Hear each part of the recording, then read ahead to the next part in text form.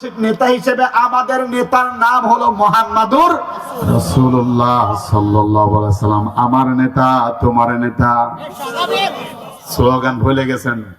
দুদিন পরে নির্বাচন আসলে তো বলবে আমার নেতা তোমার নেতা, অমুক ভাই অমুক ভাই, অমুক নেতার চরিত্র ফুলের মতো পবিত্র, নামাজ পড়ে না এক ওয়াক্ত, গাঁজা খায় ৭৫।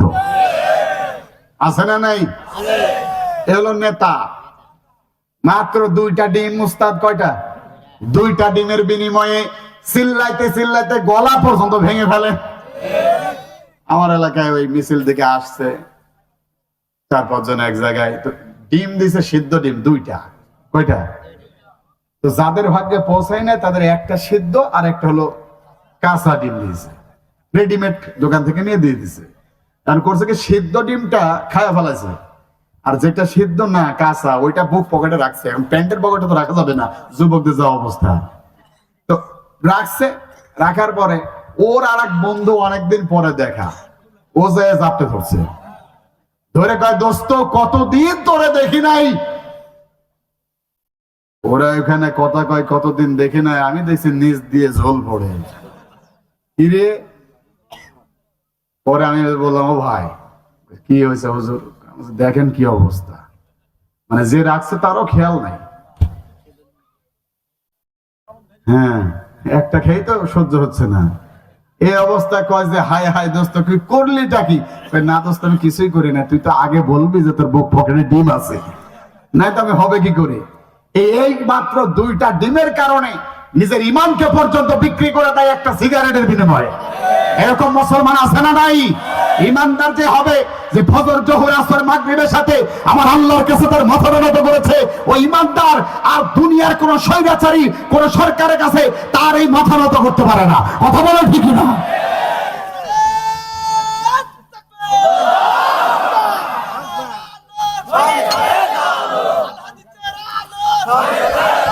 আল্লাহ কবুল করুক, বলেন আমিন। আপনারা কাহিল হয়ে গেছেন। 11টা সই, তাহলে ইনশাল্লাহ আমার দোয়া দেখে যাই। এখন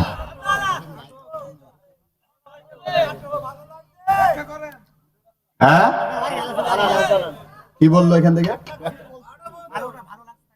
12টা না ভাই, 12টা না, অল্প একটু কথা বলে যদি, যেহেতু শুরু হয়েছে শেষটা করেই বিদায় নেব ইনশাআল্লাহ। আল্লাহ আল্লাহ কবুল করুক, বলেন আমিন। কিন্তু শেষ করার ক্ষমতা আমাদের নাই। আল্লাহ যদি বলতো যদি সাগরের পানি নিয়ে আসো, পানি দিলে শেষ হয়ে যাবে, তাহলে একটা কথা ছিল। আমার আল্লাহ বলছেন লানা ফিদাল বাহার, সাগরই শেষ হয়ে যাবে, কালেমার ব্যাখ্যা লেখা শেষ হবে না। আল্লাহু আকবার। যদি পৃথিবীর সব জল কালি হতো, হতো যদি গাছগুলো কলম সবই, শেষ হতো না লেখা তবু গুণগান, যদিও গাই প্রভু জীবন ভরি, যদি পৃথিবীর সব জল কালি হতো। আল্লাহু আকবার বলেন। প্রিয় ভাইয়েরা আমার, এবার আসেন আল্লাহ নবীকে আদর্শিক নেতা হিসেবে মানার দরকার আছে না নাই? এবার আসেন, নবী যেহেতু আদর্শিক নেতা, নবী কিভাবে ন্যায় বিচার করেছেন নিজের পারিবারিক জীবন থেকে নিয়ে শুরু করা যাক। নবীর পারিবারিক জীবনে নবী কিভাবে ন্যায় বিচার করছে সেইটাও জানার দরকার আছে না নাই? কোন এক রাতে ঈশান নামাজের পর, কোন নামাজ? ঈশান নামাজের পরে আল্লাহ নবীর বিবিগণ এসে হাজির। নবীজির বিবি ছিলেন কয়জন? হ্যাঁ, কেউ 13 জন, কেউ 12 জন, 14 জন, কিন্তু আসলে অধিকাংশের মতামত হলো 11 জন। কত? তার আগে একজন তো আল্লাহ দুনিয়া থেকে বিদায় নিয়েছে, হযরতে খাদিজাতুল কুবরা রাদিয়াল্লাহু তাআলা আনহা। তারপরে বিশ্বনবী বিবাহ বন্ধনে আবদ্ধ হয়েছে, এখন আছে 10 জন। কতজন? 10 জন বিবি ঈশান নামাজের পর এসেছেন। বিশ্বনবীকে এসে জিজ্ঞাসা করেন, ইয়া রাসূলুল্লাহ সাল্লাল্লাহু আলাইহি সাল্লাম, এই 10 জন বিবির মধ্যে আপনি সবচেয়ে বেশি কারে বেশি ভালোবাসেন একটু বলেন। ভাই প্রশ্নটা সহজ না কঠিন? আপনি বুঝবেন না কঠিন কিনা, কিন্তু যার 2টা আছে সে ভালোই বুঝবে। সকিনা যদি এসে বলে, ও প্রাণের স্বামী রে, তুমি আমারে বেশি ভালোবাসো নাকি জরিনারে বেশি ভালোবাসো একটু বলো। মুখ ফসকে যদি আপনি বলে থাকেন আমি তোমারে বেশি ভালোবাসি, বাড়িতে যেয়ে দেখবেন জরিনার ব্যাগ গোছানো সারা। থাকবো না, তোর ভাতও খাবো না, ঠিক না? মা বোনেরা এতটা সরল আবার এতটাই সিরিয়াস। এই জন্য কাজের সাথে আল্লাহ নবী তুলনা করছেন, কাজ যেমন আরাম করে ভালোবেসে তোমরা মাঝও পরিষ্কার করো, মেয়েদের সাথে ওইভাবে আচরণ করো, কঠোর হয়েও না, আবার একবারে ছেড়েও দিও না, ঠিক না? তারা অনেক সেন্টিমেন্টাল হয়, আবেগ প্রবণ হয়। বছরে 364 দিন আপনি তার বিরুদ্ধে তারকে ভালো রেখেছেন, 364 দিন ভালো রেখেছেন, একদিন তার বাপ তুলে একটা কথা বলেছেন, 364 দিনের ভালোবাসা উড়িয়ে দিয়ে ওই একদিনের কথাও মনে থেকে হারাবে না। এই জন্য আমি আমার মাহফিলে যারা শ্রোতা হয়, যারা অডিয়েন্স হয়, আমি তাদেরকে বলি, ভাই যদি আপনার কাছে টাকা না থাকে, ভিক্ষাও যদি করা লাগে, আলমডাঙ্গা ওই যে রেল স্টেশন ওইখানে চলে যাবেন, ফাটা একটা প্লেট নিয়ে বসবেন, তাও সমস্যা নাই, কিন্তু বউয়ের কাছে দয়া করে টাকা পয়সা ধার নেবেন না। 1000 টাকা ধার নিয়েছেন, কয় হাজার? 1000 টাকা ধার নিয়েছেন, ও মৃত্যুর আগ পর্যন্ত দেবেন, এর পরেও শোধ হবে না। যারা কথা বলছে না ওরা মনে হয় ধার নিয়েই বসে আছে, আছে না? নাই, অভাব নাই। তবে আমার মা বোনেরা অনেক ভালো, আলহামদুলিল্লাহ, অনেক ভালো। এই তো কিছুদিন আগে ইন্ডিয়াতে ঘুরে আসলাম, এক মুসলিম ভাইয়ের বাড়িতে দাওয়াত। কষ্ট হচ্ছে ভাই আপনাদের? এক মুসলিম ভাইয়ের বাড়ি দাওয়াত। তো দাওয়াতে খেতে গিয়ে দেখি সব আয়োজন আমার ওই মুসলিম ভাই করছে। আমি বললাম, ভাই আপনি এত আয়োজন করেন কেন? বৌদি কি আপনারে হেল্প করে না? কই যে আর বললেন না ভাই, আমার সেই এক র্যাঙ্ক উপরে আপনার বৌদি চাকরি করে, তো এই জন্য কিছু তো করার নাই, সিদ্ধান্ত নিলাম কি করা যায়, কাজের লোক কয় রাখা যাবে না। এই জন্য পরবর্তী সিদ্ধান্ত নেওয়া হলো, সপ্তাহে কয় দিন? 7 দিন। 3 দিন আমি রান্না করব, 3 দিন ও রান্না করবে, মাঝখানে যে জুমার দিন আছে এই দিন আমি আর আপনার বৌদি একসাথে রান্না করব। এই জন্য আপনার বৌদি আমারে আর কি হেল্প করে না। আজকে বৃহস্পতিবার, আজকে আমারই ডেটটা আছে। তো আমার দেখেন তো আমার মা বোনেরা সেই বিয়ে করে নিয়ে আসছেন, আপনার রান্না বান্না করা, আপনার কাপড় কষা, সন্তানের দেখভাল করা, সংসারটাকে সুন্দর করে সাজানোর জন্য যা কিছু করার লাগে সব আমার মা করে। কথা বলে ঠিক না? আমার বোন করে, একটা বারের জন্য অভিযোগ নাই। আর সেই মা বোনকে ধরে ধরে পিটায়, এরকম কিছু ফেরাউন না আছে না নাই? জোরে বলেন, আছে না নাই? ফেরাউন বউ পিটায় তো। আর আজকেও যারা মুসলিম ঘরে জন্ম নিয়ে তার বউকে পিটাই মারে, ওরা হলো ফেরাউনের অনুসারী। জোরে বলেন কথা ঠিক কিনা? প্রিয় ভাইয়েরা আমার, এবার আসেন, কিন্তু ওই মা বোনদেরকে তাদের সম্মানের দিকে খেয়াল রাখা দরকার। আজকে বাজার ঘাটে এমন ভাবে ঘুরে বেড়াই, মনে হয় যেন পর্দার আয়াত এখনো নাজিলি হয় নাই। কথা বলে না কেন? আল্লাহ পাক রব্বুল আলামিন বলেন, ওয়াকালাল্লাযিনা কাফারু ওয়াকারনা ফি বুয়ুতিকুন্না ওয়ালা তাবাররাজনা তাবাররুজাল জাহিলিয়াতিল উলা। আল্লাহু আকবার বলেন। আল্লাহ পাক রব্বুল আলামিন বলেন, জাহেলি যুগের মেয়েদের মতো করে রাস্তাঘাটে তোমাদের মেয়েদেরকে তোমরা ছেড়ে দিও না। আর আমরা আমাদের বউটার বয়স 80 বছর, ওইটা পর্দা করাই। মেয়ের বয়স 20 বছর, ওইটার আর পর্দার দরকার নাই, ওড়না পর্যন্ত ব্যবহার করে না। আছে না নাই? অভাব নাই। আজকে সমাজের 100 ঘরের মধ্যে 99টা ঘরে মা বাবাকে খেদমত করে না, খাইতেও দেয় না। আছে না নাই? আমি একটা কারণ পেয়েছি, তার 1 নাম্বার কারণ হলো ওই ঘরে পর্দা মানা কোনো বউ আসে না। কারণ যে মেয়ে নামাজ জানে, যে মেয়ে রোজা রাখে, আল্লাহকে ভয় করে, সে তার শ্বশুর শাশুড়িকে আলাদা করতে চায় না। ঠিক কিনা বলেন? নিয়ে এসছে মডার্ন যুগের এক মডার্ন মহিলা, এতদিন চাকরি করতো, বাবা চাকরি করতো, কোনো সমস্যা নাই। কষ্ট হচ্ছে আপনাদের ভাই?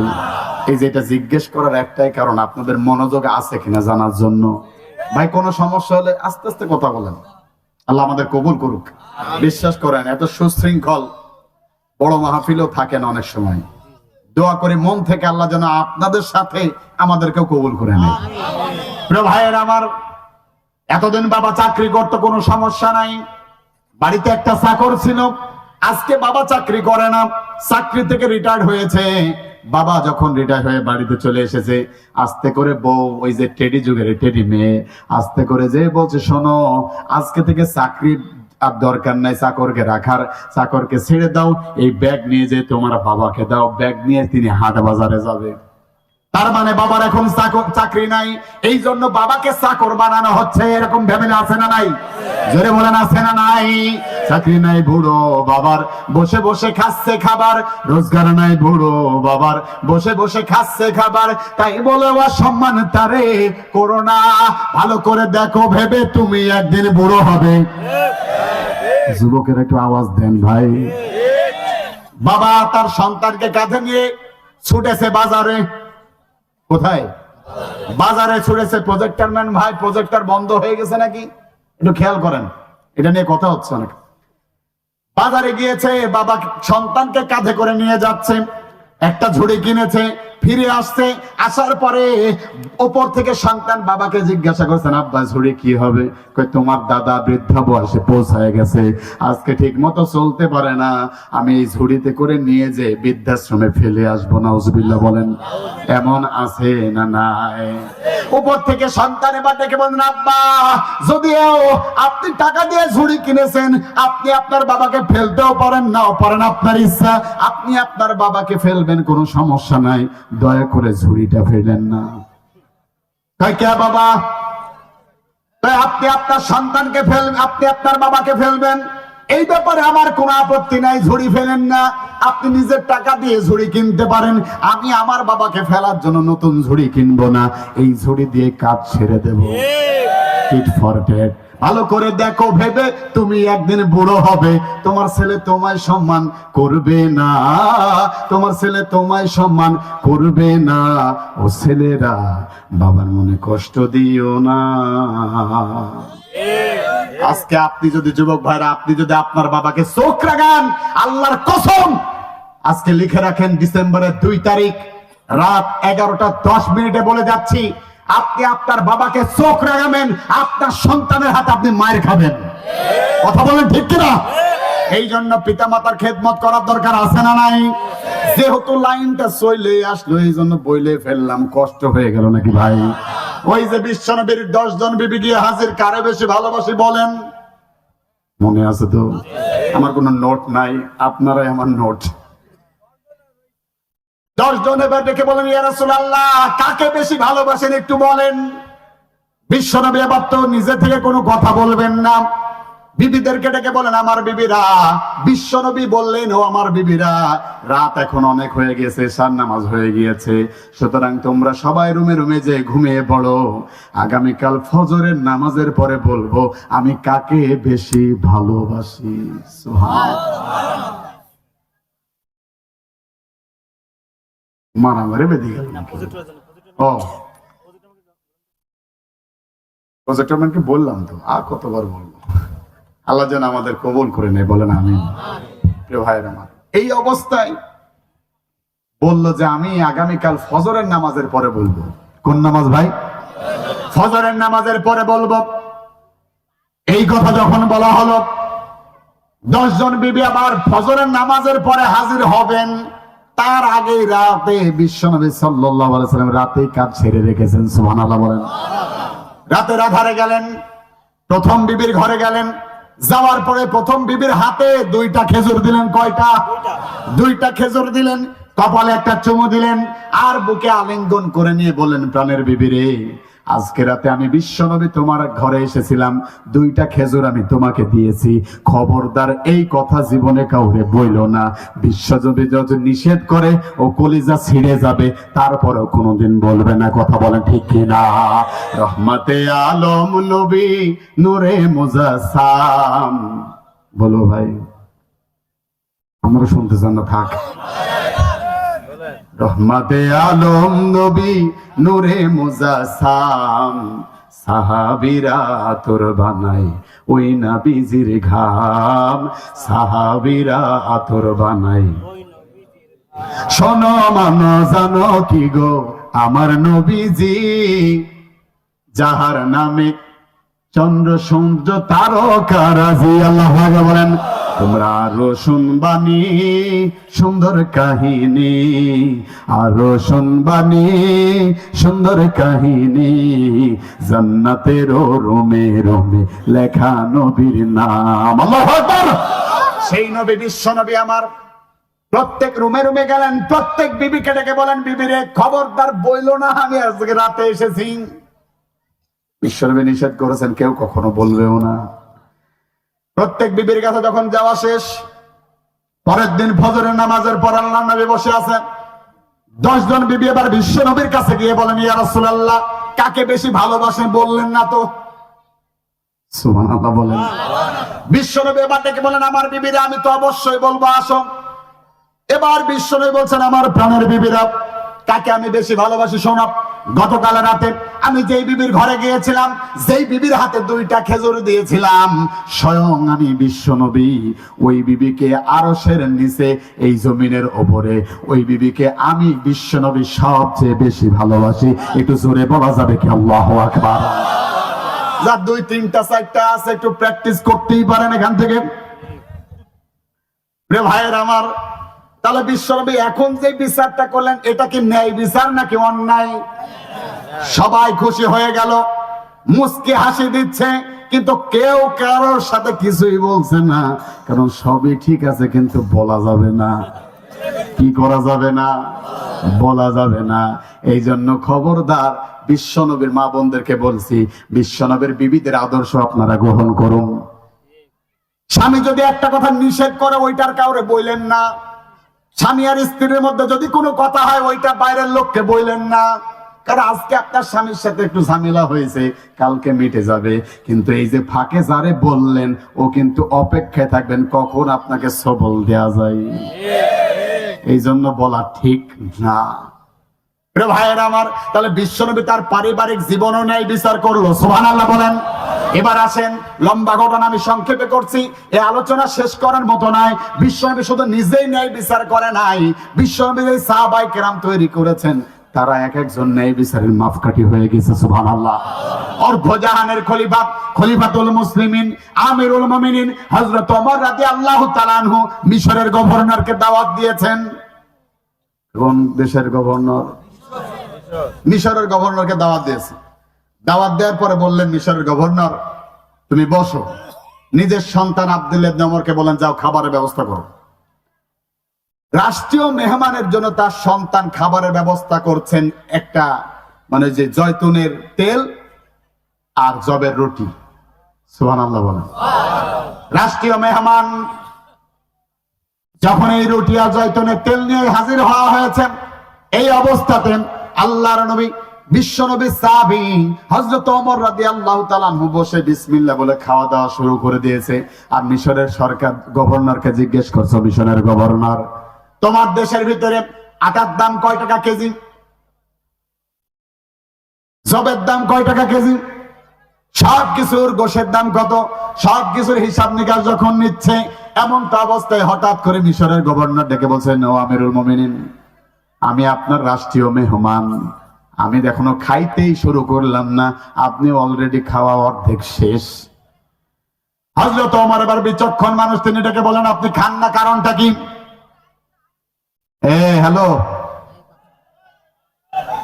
আচ্ছা, মহিলা প্যান্ডেলের সামনে ওনাদের কি? এদিকে চলে আসেন, ওই জায়গায় ফাঁকা রাখেন, ফাঁকা রাখেন, ফাঁকা রাখেন। একটা তাকবীর দেন, আল্লাহ ইনশাআল্লাহ শয়তান দূর হয়ে যাবে। লিল্লাহি তাকবীর। আল্লাহ কবুল করুক, বলেন আমিন। এই অবস্থায় মিশরের গভর্নর ডেকে বলছেন, আমিরুল মুমিনিন, আমি আপনার মেহমান, আপনি আমার তো খাইতে কিছু বললেন না। কয় যে আপনার জন্য তো ব্যবস্থা করছে অবেলায়। সুবহানাল্লাহ বলেন। খান না, কারণটা কি?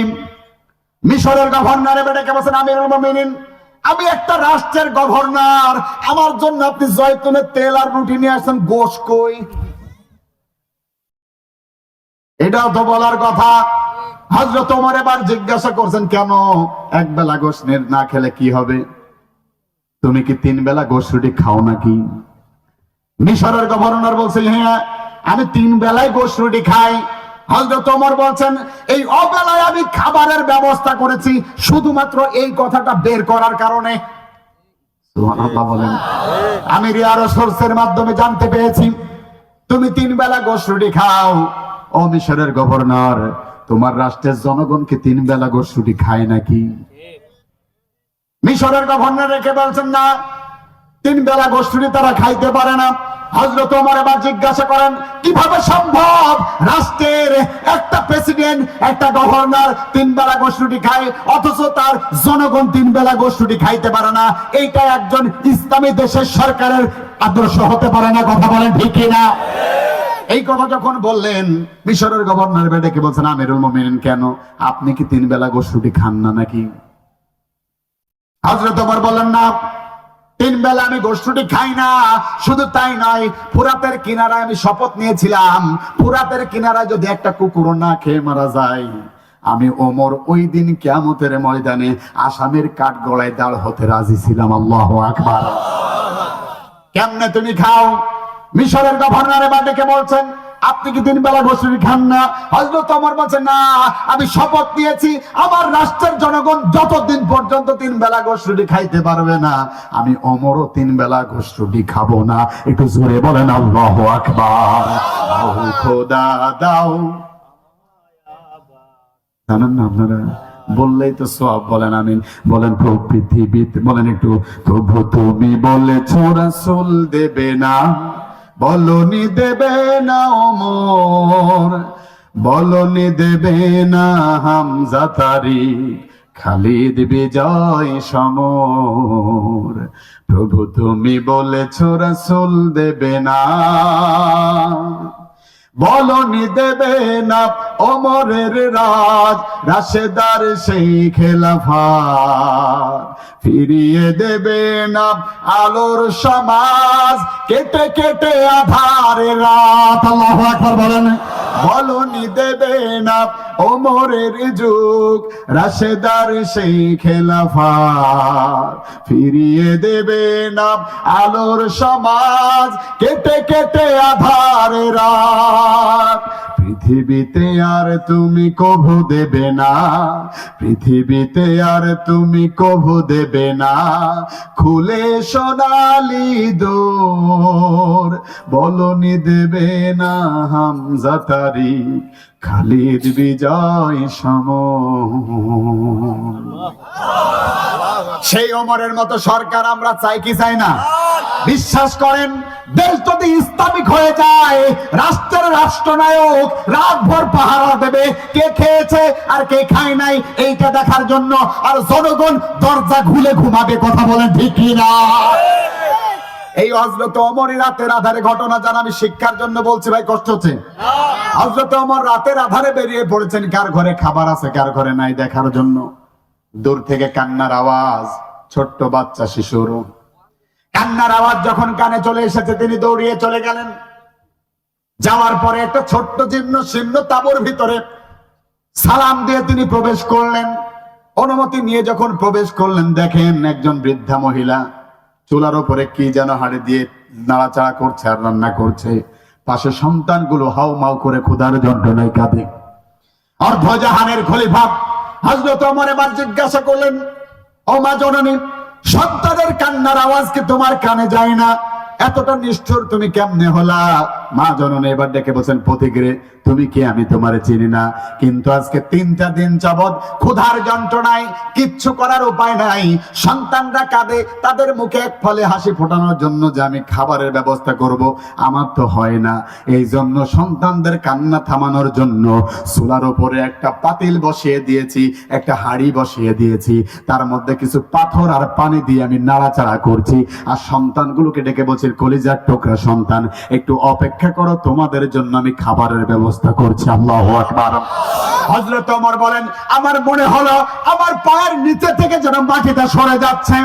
আমি বললাম, মা জননী তুমি একটু অপেক্ষা করো। এই কথা বললেন। কেউ কেউ বলেছেন আপনি শব্দ দিয়ে বলেছেন, মা জননী আপনি একটু অপেক্ষা করেন, আমি আসছি, আপনার জন্য কিছু ব্যবস্থা করতে পারি কিনা দেখি। দৌড়িয়ে চলে গেলেন বাইতুল মালের দিকে। আসলামকে ডেকে বলেন, আসলাম বাইতুল মালের দরজাটা একটু খোলো। আসলাম বাইতুল মালের দরজাটা খুললেন, আর ডেকে বলেন, একটা বস্তার ভিতরে একটু আটা আর কিছু তরি তরকারি ঢুকাও। বস্তার ভিতরে আটা তরি তরকারি ঢোকানো হলো। অর্ধজাহানের খলিফা হযরত ওমর রাদিয়াল্লাহু তাআলা আনহু এবার আসলামকে ডেকে বলেন, আসলাম রে, এই আটার বস্তাটা দয়া করে তুমি আমার মাথায় তুলে দাও। আল্লাহু আকবার। যার নাম মনে হলে ভরে যায় বুক। রাগ করছে না তো? তাহলে বলেন একটু, যার নাম মনে হলে ভরে যায় বুক, খোলাফায়ে রাশেদার ওমর ফারুক। মাবুদের কাছে ছিল নিবেদিত প্রাণ, নিজেই বহন করে দুঃখীদের ত্রাণ। ওমর ফারুক, ওমর ফারুক, সুবহানাল্লাহ বলেন। বাতিল রুখিতে ছিল খোলা তলোয়ার, তাকবীরে কেটে ওঠে জালিমের দ্বার। ঠিক না বলেন? আজকে যদি ওই রকম ওমর থাকতো, ইসলাম বিদ্বেষীরা ইসলাম নিয়ে ভান্ডারি করতে পারতো না। কথা বলা ঠিক না? রে ভাইয়ের আমার, হযরত ওমর আবার মাথায় আটার বস্তা তুলে দেওয়ার কথা যখন বললেন, আসলাম ডেকে বলেন, ও ওমর, আপনি তো রাষ্ট্রের রাষ্ট্রনায়ক, আটার বস্তা আপনি কেন বহন করবেন? আপনি আমারে বলেন, আটার বস্তা আমি নিজেই বহন করে দিয়ে আসছি। সুবহানাল্লাহ বলেন।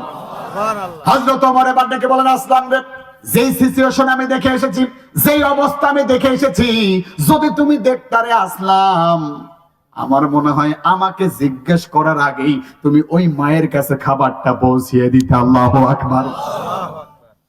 এই কথা যখন বললেন, আসলাম বলেন কোন উপায় না পেয়ে হযরত ওমরের মাথায় আটার বস্তাটা আমি তুলে দিলাম। মাথায় যখন আটার বস্তাটা আমি তুলে দিলাম, হযরত ওমর দৌড়িয়ে যেন আটার বস্তাটা নিয়ে চলে গেল। আমি পিছনে পিছনে যাইতে লাগলাম।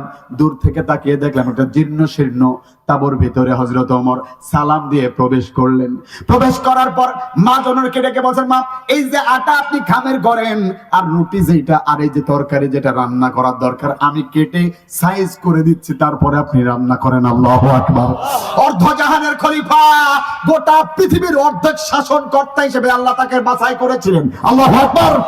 সেই সরকার তিনি নিজে যখন তরকারি কাটছে, এমন একটা অবস্থাতে হযরত ওমর মা জননীকে ডেকে বলেন, কাটা শেষ, আপনি রান্না করেন। রান্না করা হয়ে গেল, রুটি বানানো হয়ে গেল। অর্ধজাহানের খলিফা হযরত ওমর রাদিয়াল্লাহু তাআলা আনহু এবার বলছেন, মা, এই রুটি আপনি নিজে খান, সন্তানদেরকে খাওয়ানোর দায়িত্ব আমি নিচ্ছি। এই কথা যখন বললেন হযরত ওমর, এই কথা বলার পর সন্তানগুলোকে নিজের উরুর উপরে নিলেন। উরুর উপরে নেওয়ার পরে রুটি অল্প করে ছিঁড়ে ছিঁড়ে মুখে দেয়। আর মা জননী তাকিয়ে দেখেন, জানি না প্রতীকটা কে, আমি চিনি না। আজকে 3টা দিন কেউ খোঁজ নেয় নাই। আমার জন্য হঠাৎ করে আল্লাহর রহমত হয়ে আসলো, খাবারের ব্যবস্থা করে দিল। আমি তাকিয়ে দেখলাম ওই প্রতীকটা আমার সন্তানদের মুখে খাবার তুলে দেয়, আবার তার দাড়িগুলো ভিজে ভিজে অশ্রু ফোঁটা বেয়ে বেয়ে পড়ে। আল্লাহু আকবার। আমি এবার হঠাৎ করে মা জননী এবার জিজ্ঞাসা করলেন, প্রতীক রে, তুমি কে? আমি তোমারে চিনি না, কিন্তু আমার মনে হয় এই রাষ্ট্রের সরকার যদি ওমর না হয়ে যদি তোমার মতো একজন যুবক হয়ে যেত, গোটা রাষ্ট্রের চিহ্নটা পাল্টিয়ে দিত। আল্লাহু আকবার। এই কথা যখন বললেন, মা জননীর এই কথা শুনে হযরত ওমর বললেন, মা, সমস্যা নাই, আগামীকাল ওমরের রাজ দরবারে আমি থাকবো, আপনি সেখানে যাবেন, আমি আপনার জন্য কিছু দেওয়ার ব্যবস্থা করে দেব। এই কথা যখন বললেন, মা জননী এবার ডেকে বলেন, প্রতীক রে, তোমার পরিচয়টা তুমি আমারে দিলা না, কি পরিচয় তুমি আমার একটা বারের জন্য দাও। এবার হযরত ওমর বললেন, পরিচয়ের কোনো দরকার নাই, আমি কাজ করছি মূলত আমার রবকে খুশি করার জন্য। আল্লাহু আকবার। এই কথা যখন বললেন, এই কথা শোনার সাথে সাথে মা জননীর চোখে পানি চলে আসলো। বলে, ঠিক আছে, আগামীকাল যাব। মা জননী আগামীকাল সূর্য যখন পূর্ব দিগন্তে উদিত হয়েছে, মা জননী সন্তানগুলোকে নিয়ে হযরত ওমরের রাজ দরবারের দিকে ধাবিত হলেন। ওখানে যাওয়ার পরে রাজ দরবারে যখনই প্রবেশ করেছে, প্রবেশ করে দেখে, আহারে, গতকাল রাতে আমার জন্য এত কষ্ট যিনি করলেন, আমি যাকে বললাম ওমর তুমি হলে ভালো হতা, ওমর শাসন ব্যবশাসক না হয়ে তুমি যদি হইতা, রাষ্ট্রের অবস্থা পাল্টিয়ে যেত। আহারে, আজকে আমি তাকিয়ে দেখি গত রাত্রের ওই মানুষটার অন্য কেউ ছিল না, আজকের সিংহাসনে বসা হযরতে ওমরই ছিল গতকালকে ওই মানুষ। একটু জোরে বলেন আল্লাহু আকবার। এই কথা বলার পরে মা জননী নিজের শরীরটাকে কন্ট্রোল করতে পারছে না, একটু কাঁপাকাঁপি শুরু হয়ে গিয়েছে, যেহেতু সরকারের বিরুদ্ধে কথা বলে ফেলেছে। তারপরও সরকারের মুখের সামনে বলার পরে মা জননী দুটা হাত জোর করে হযরত ওমরকে ডেকে বলছেন, ও ওমর, আমি আপনারে চিনতে পারি নাই, দয়া করে আপনি আমারে মাফ করে দেন। হযরত ওমর এবার শাসক ব্যবস্থা এই চেয়ার থেকে নেমে আসলেন, নেমে এসে মা জননীর সামনে আসলেন। আসার পরে মা জননীর সামনে দাঁড়িয়ে দুখানে হাত জোড় করে ডেকে বলছেন, ও মা, তুমি আমারে মাফ করে দাও। আমি আজকে 3টা দিন পর্যন্ত তোমার কোনো খোঁজ আমি নিতে পারি নাই, কষ্ট করেছো মা, দয়া করে কাল কিয়ামতের ময়দানে তুমি আমারে আসামির কাঠগড়ায় দাঁড় করায়ও না। দাও খোদা দাও আমায় আবার উমার দারাজ দিল, বলেন দাও খোদা দাও ওমর দারাজ দিল, দাওয়ালির মতো বীর সেনানি, আলীর মতো বীর সেনানি, জাগাতে নিখিল, দাও খোদা দাও আমায় আবার উমর দারাজ দিল, বলেন আমিন। হামজাকে দাও ঘরে ঘরে জীবন দিতে ওয়াকাতরে, রাজি আছেন না ভাই? আল্লাহর কোরআনের জন্য, কোরআনকে বাস্তবায়ন করার জন্য আবার যদি বদর আর উহুদের মতো, তাবুকের খন্দকের মতো মাথায় কাফনের কাপড় বেঁধে ময়দানে ঝাঁপিয়ে পড়ে বুকের তক্ত রক্ত দিতে হয় আল্লাহর কোরআনের জন্য, কে কে ওই দিন বুকের তক্ত রক্ত দিতে রাজি আছেন? তো হাত তুলে রেখে বলা লাগে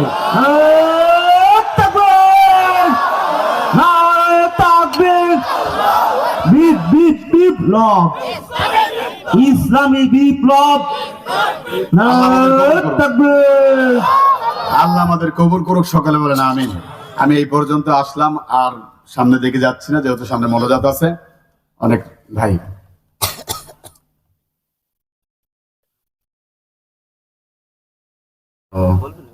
আচ্ছা, মাহফিল যারা প্রবাসী ভাইয়েরা অসুস্থ আছে, অনেকে সবার জন্য দোয়া চেয়েছে, গ্রামবাসীদের জন্য আমরা দোয়া করি, আল্লাহ যেন সবাইকে মাফ করে দেয়, বলেন আমিন। সেই সাথে জান্নাতের একটা কোনায় হলেও যেন একটা জায়গা করে দেয়, বলেন আমিন। সমান্ত প্রিয় ভাইয়ের আমার, আসেন আমরা সকলের দোয়ার দিকে যাচ্ছি। তাহলে আল্লাহ পাক রব্বুল আলামিন তিনি ডেকে বলেন, ইন্নাল্লাহা, নিশ্চয় আল্লাহ, ইয়ামুরু বিল আদলি, ন্যায় বিচার করার কথা বলেছেন। এইরকম ন্যায় বিচার গোটা পৃথিবীতে বিশ্বনবী এবং তার সাহাবায়ে কেরাম যেভাবে করেছেন, এর নজির শেষ হবে না। আল্লাহু আকবার। আল্লাহ পাক রব্বুল আলামিন আমাদের সকলকে যেন ব্যক্তি জীবন থেকে নিয়ে আন্তর্জাতিক পর্যায় পর্যন্ত ন্যায় বিচার করার তৌফিক দান করে, সকলে বলেন আমিন। সেই সাথে সাথে ন্যায় বিচারের মূল বক্তব্যই হলো একজনের পাওনাটা বুঝিয়ে দেওয়া, যে আপনার কাছে যা পাবে তাকে সেটা বুঝিয়ে দেওয়া। দেশে রাষ্ট্রে ভোট দেওয়া জনগণের পাওনা, কথা কন না? ভোট দেওয়াটা হলো জনগণের পাওনা, এই অধিকার আমরা ফিরিয়ে চাই, কথা বলেন ঠিক কিনা? আল্লাহ যেন কবুল করে, বলেন আমিন। কষ্ট দিয়ে ফেললাম অনেকক্ষণ, দোয়া চাই, দোয়া চেয়ে আমরা ইনশাল্লাহ বিদায় নেব। সেই সাথে কিছু কথা বলবেন, বলে তারপর ইনশাল্লাহ আমরা দোয়া করব। এই ফাঁকে আমরা বসে না থেকে দরুদ ইব্রাহিম যতটুকু পারে আমরা ইনশাল্লাহ পড়ে নিই। আলহামদুলিল্লাহ।